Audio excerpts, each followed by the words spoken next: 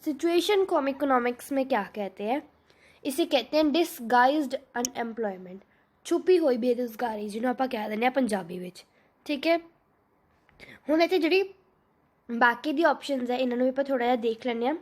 ਇੱਥੇ ਹੈ seasonal unemployment, ਜੋ ਸੀਜ਼ਨ ਦੇ ਨਾਲ ਅਨਐਮਪਲੋਇਮੈਂਟ ਹੋ ਜਾਂਦੀ ਹੈ, ਜਿਵੇਂ ਕਿ ਕਲੋਥਸ, ਜਿਹੜੇ ਗਰਮੀਆਂ ਦੇ ਕੱਪੜੇ ਵੇਚਦੇ ਆ ਉਹਨਾਂ ਨੂੰ ਫਿਰ ਨਾਲ ਦੀ ਨਾਲ ਸਰਦੀਆਂ ਦੇ ਲੈਣੇ ਪੈਂਦੇ ਨੇ। ਐਗਰੀਕਲਚਰ ਦੇ ਵਿੱਚ ਆ ਦੇਖਣ ਨੂੰ ਮਿਲਦੀ ਆ, ਹੈ ਨਾ। ਆਈਸਕ੍ਰੀਮਸ ਵਾਲਿਆਂ ਨੂੰ ਦੇਖਣ 'ਚ ਮਿਲਦੀ ਹੈ। ਠੀਕ ਹੈ,